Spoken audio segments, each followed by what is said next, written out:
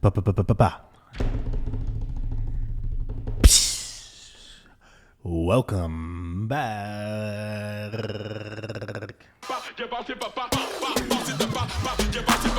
What's up, everybody? This is Mike, and this is the Vid Biz Podcast.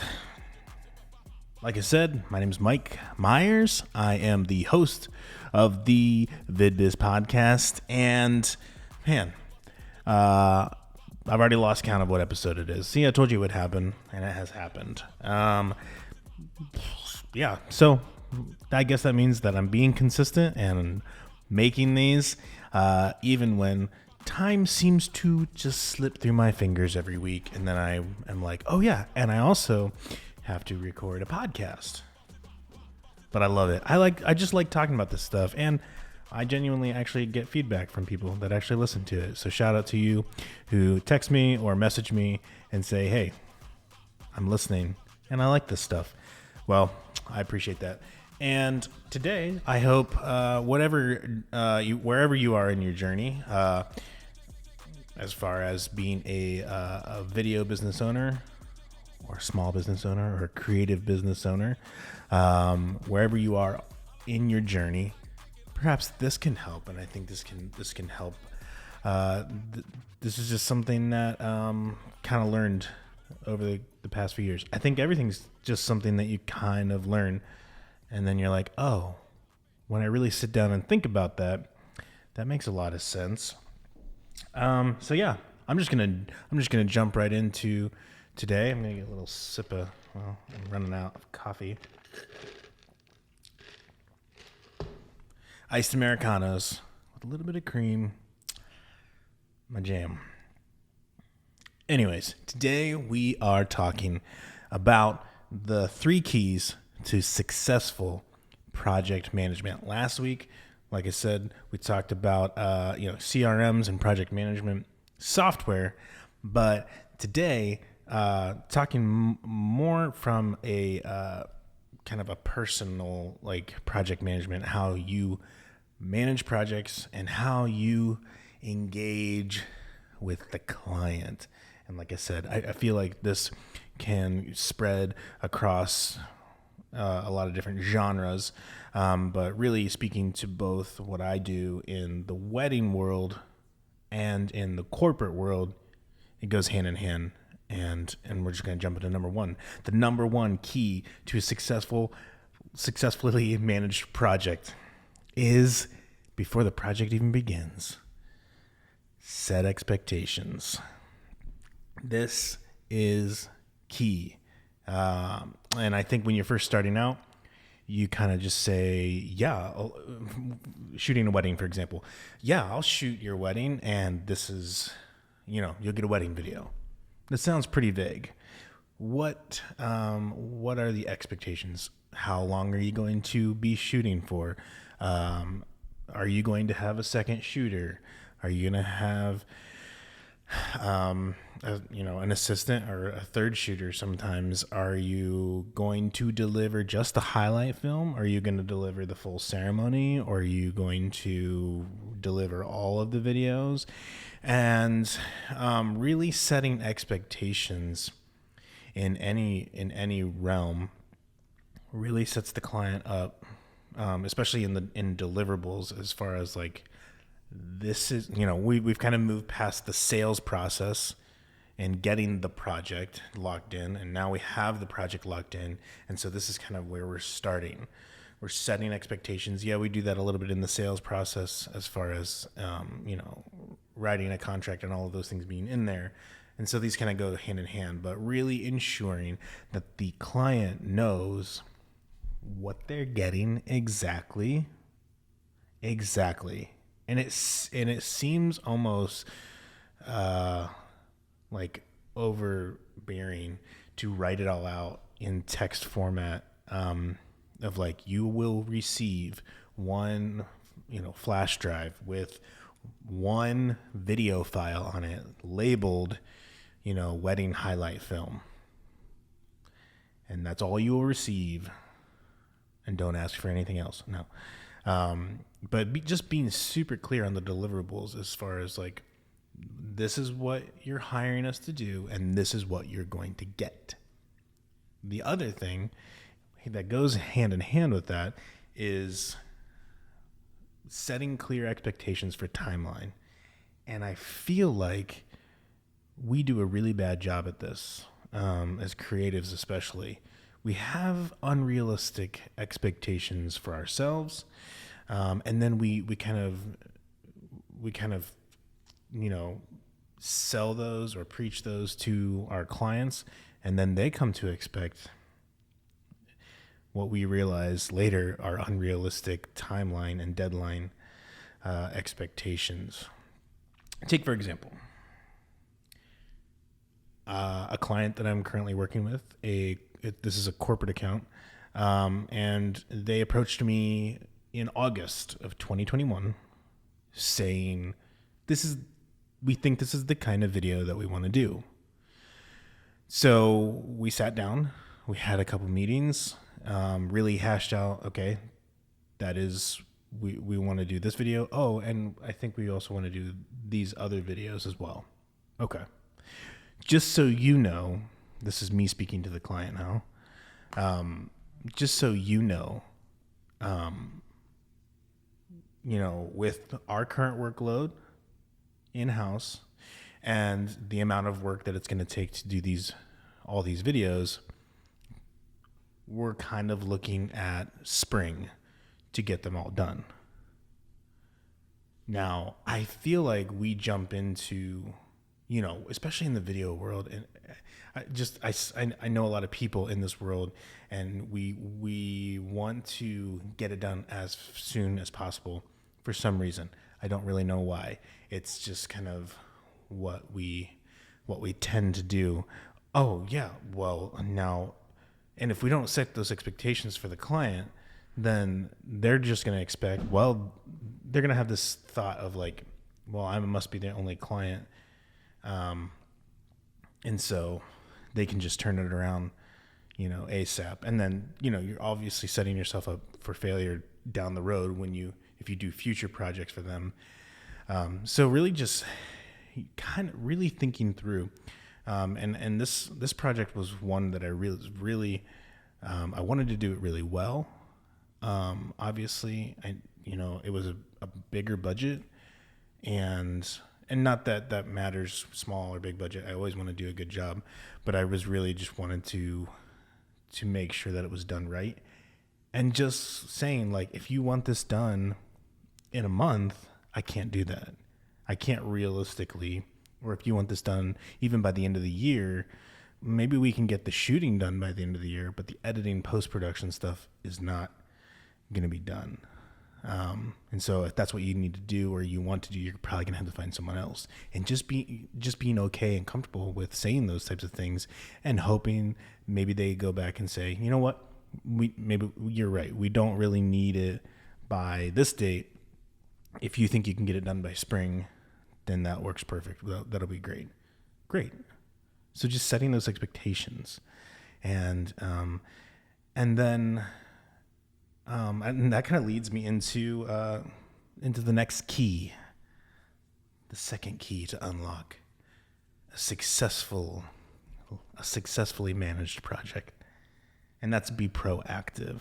I feel like what we do a lot of times as filmmakers and photographers, but mostly video, because there's a huge post-production process in the on the back end, is that we engage with the client, we meet with them, we make the sale, we're really engaging, we talk to them a lot, we want to make sure that we get that sale, we make the sale, we are engaging with them in the pre-production process of, setting up the shoot and getting on location and getting all those pieces and parts that are, that need to make the thing happen. And then we shoot the thing and then we disappear. And that is kind of like the natural evolution of how a production goes. But if they are your client, just being proactive and just kind of letting, even if, this example that I'm talking about, we shot A-roll in October, B-roll in December, and it's currently March, and we just wrapped up the edit, and they're going to watch it for the first time. There's a lot of time in between, and they're probably like, I wonder, remember that video we shot last fall? And somebody who's not as close to the project, who might be like, an executive or something, they might come knocking on the door of the person that like hired us and like, hey, weren't you guys supposed to have a video for something? And then that person goes, yeah, I mean, we kind of had like a timeline of spring, but I haven't really heard from Mike in a while. That is completely avoidable. Whether you need to lay that out in terms in the contract or just as a good business practice, reaching out, every couple weeks, at least once a month, if it's a long timeline. But I would say at least once a week, just reminding that client, hey, I haven't forgot about you. We're working on your project. Sometimes you might be working more heavily on their project than other times. They don't necessarily that doesn't necessarily matter if you're actively working on it right then. But hey, we haven't forgot about you. We're working on the project and we're expecting to have something for you to watch by the middle of March. And once you get closer to that date, maybe you can put specific dates. But that is something that I kind of tend to shy away from, and just kind of have learned over the years that putting a hard date in your brain, but not necessarily verbalizing that to the client, is a good thing. Okay, this has to be done, April 1st or whatever. But you don't have to you don't necessarily have to say to the client, we will have the video to you April 1st. If it's the last thing I do, because then if April 1st comes and the video is just something's just not quite done or finalized, and then you have to set that back. Oh, you know what? Sorry. Just avoid. I think I like to say that, but it is good to have deadlines, internal deadlines with your team and yourself, and making sure that you're kind of really sticking to those. But it's just setting expectations, and it goes back to setting expectations, and then just being proactive with the client, with the couple, and inevitably, you're going to have a difficult situation sometimes.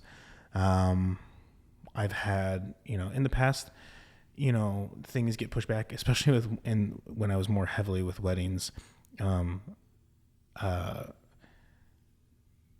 Those are very long edits, and you kind of conjure in your mind well, it's not going to take me that long, but it really does. And then you have backlog, and then it might be, that's where it comes back to the contract of setting expectations, because it could be 3, maybe 4 months from the time that you shoot the wedding until the couple sees it.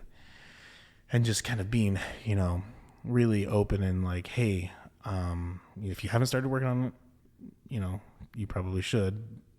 But just being open, hey, we're working on it. This is, we're getting a little behind. I know it's not right on track. I know we might not hit that specific, whatever's in our contract, but I'm just being open and proactive and letting you know. And if that's a problem, let me know.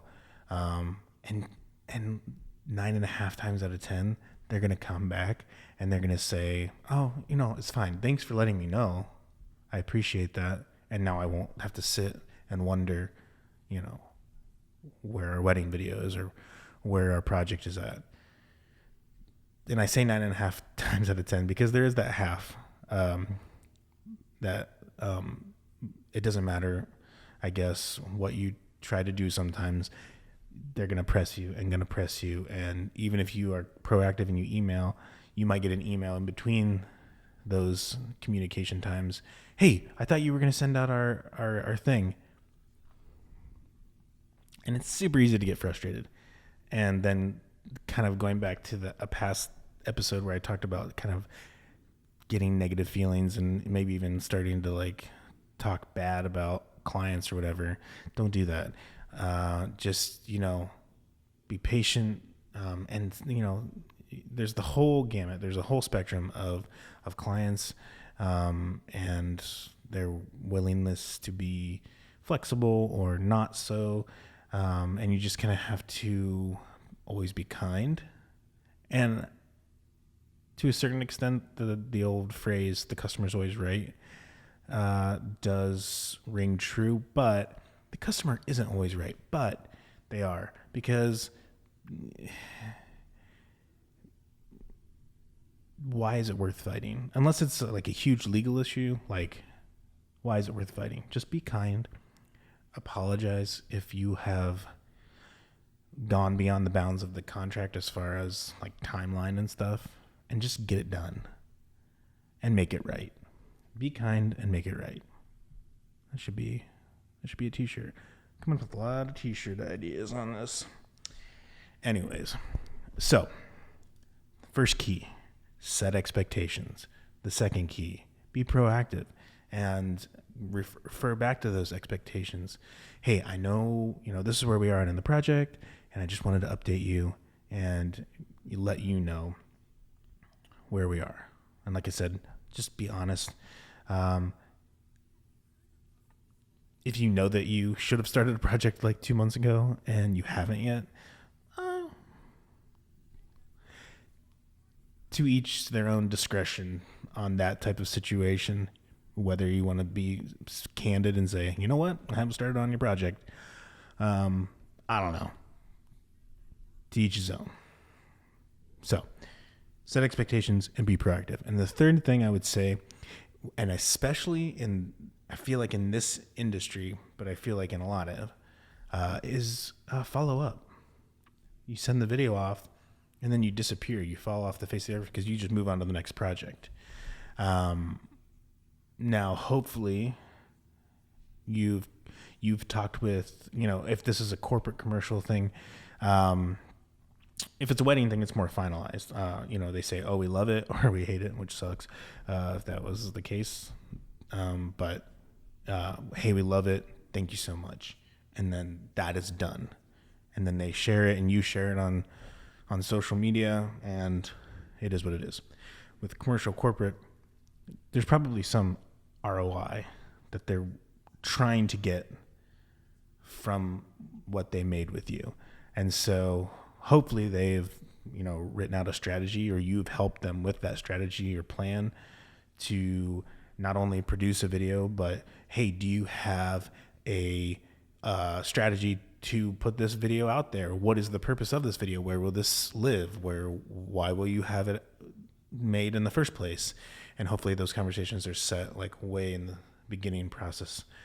And so hopefully there's some sort of system in place where maybe you're running a social strategy, or that it's out there and it's happening and they're putting ads out there and stuff like that. Just follow up. Hey, how's it going? How is this doing? Did this work? Is this something do you think that you would want to do more in the future?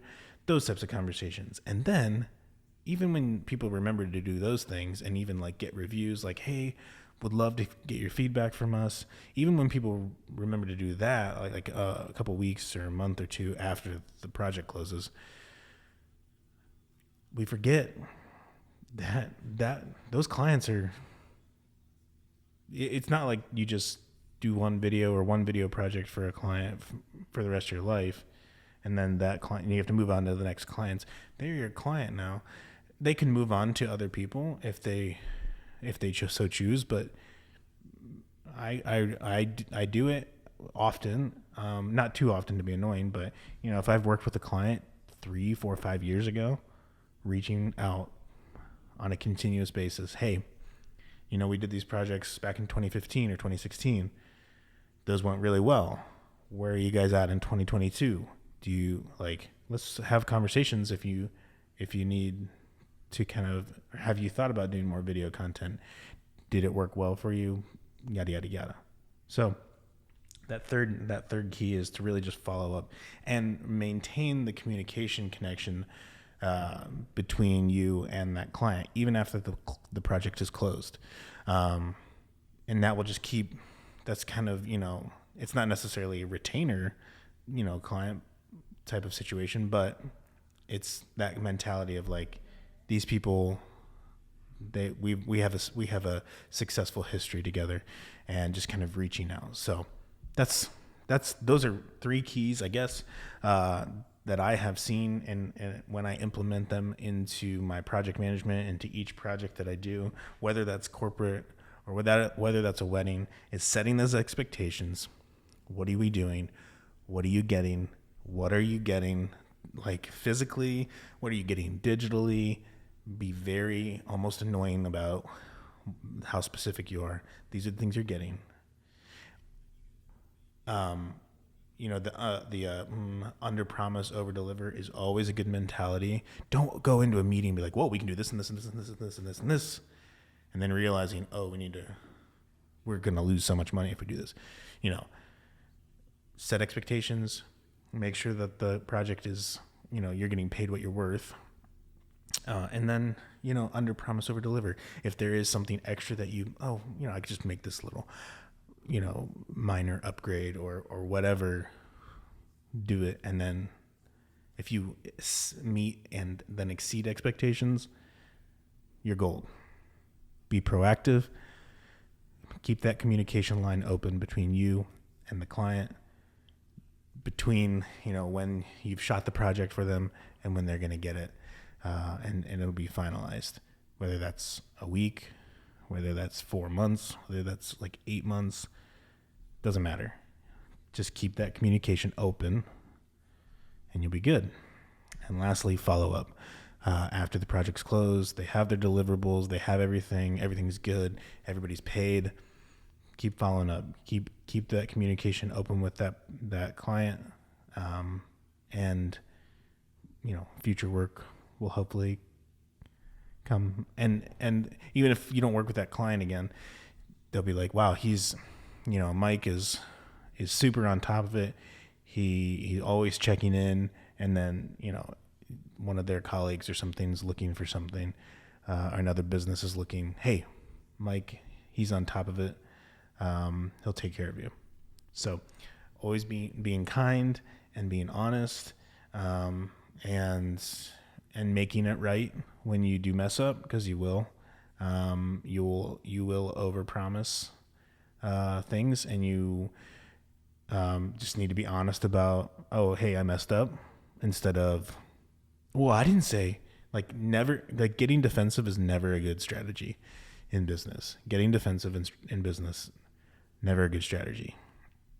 So, anyways, those are my 3 keys to a successfully managed project. I don't know why I keep saying it like that, but those are 3 keys. And so that is the end of that. Today, my recommendation for life, I think it's just, a recommendation for life.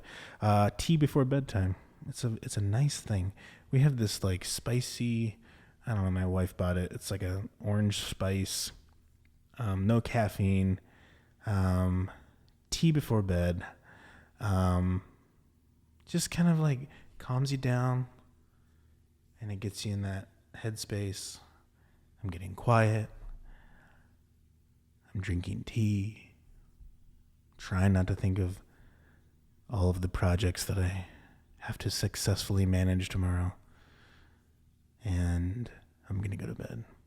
And then going to bed at a reasonable amount of time. That's also a recommendation. I used to be like a 12 earliest, at the earliest. And then, once I started having kids, obviously, as anybody who has kids knows, that's a terrible idea. If you go to bed after midnight, because no matter what, your kids will wake up at the same exact time every day. It doesn't matter if it's a holiday or if it's whatever. So anyways, going to bed at a reasonable time, getting a good amount of hours of sleep, and having tea before bedtime. That's my recommendation. And I'll try to, in the show notes, provide the link to the tea that I drink. I'll have to text my wife first. Anyways, this is the Vid Biz Podcast. My name is Mike Myers. You can check Vid Biz Podcast out on Instagram, on Facebook. We've got a community. You can go to carrotfilmco.com/podcast and get all of the resources. It'll take you over to the podcast platform. Show notes are there. If you're watching this on YouTube, comment hey, tell me something about something you've learned from managing a project well or poorly, a good or bad situation. And yeah, would love to hear from you. I hope this has brought value to your life and into your day. And I really try to keep these shorter, but we're at almost 26 minutes. So hopefully if you had a half hour commute, you're almost there. And I hope that you have an awesome week. We'll talk to you soon. Peace. Switch it up.